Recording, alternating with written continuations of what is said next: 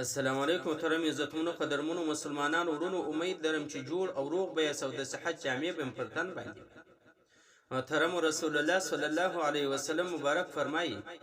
چې زما پر امت باندې نه بیریږم چې د فقر د فاقې د وجې د مسکنت د وجې د تندستۍ د وجې به الله تعالی د هلاک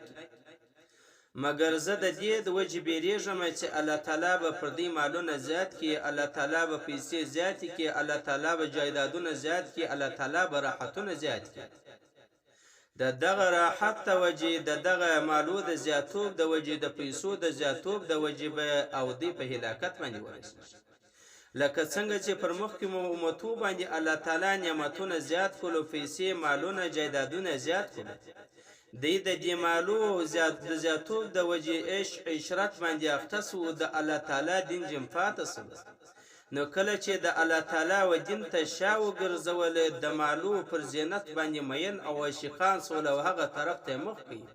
نو الله تعالی د دغه مالو د زیاتوب په وجې د مالو د پیسو د زیاتوب په وجې د جایدادو د زیاتوب په وجې دی هلاک کړو. نو نن دغه بالکل یقیني خبره ده، کم څوک چې مالدار دی، کم چاته چې الله تعالی مال جاه و جلال ورکړی دی، هغه ته مالونه ورکړي دي، هغه ته عزت ورکړي دي، هغه ته پیسې ورکړي دي، مال دولت ورکړي دي. نن هغه انسانان د ذکر د پاره ټیم نه لري، هغه انسانان د قران کریم د تلاوت د پاره ټیم نه لري، هغه د خیر او خیرات د پاره ټیم نه لري، هغه د زکات ورکولو د پاره ټیم نه لري. ځکه یو سړی د څو شپې مخکې راته وویله چې فلانکی سړی دی، هغه سړی هم راوښوی چې هغه سړی 3 کروڑ روپۍ په حبیب بین کې د حبیب بین کې د سود دپاره جمع کړي وای. نو کوم سړی چې سودخور سو د هغه به بیا څه حال محترمو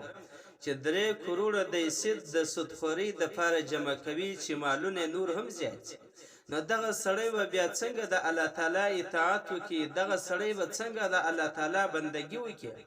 دا څنګه د رسول الله صلی الله علیه وسلم و حکم ته بغاړه کښیږي او څنګه به د هغه پر نقش قدم باندې ولاړ شي.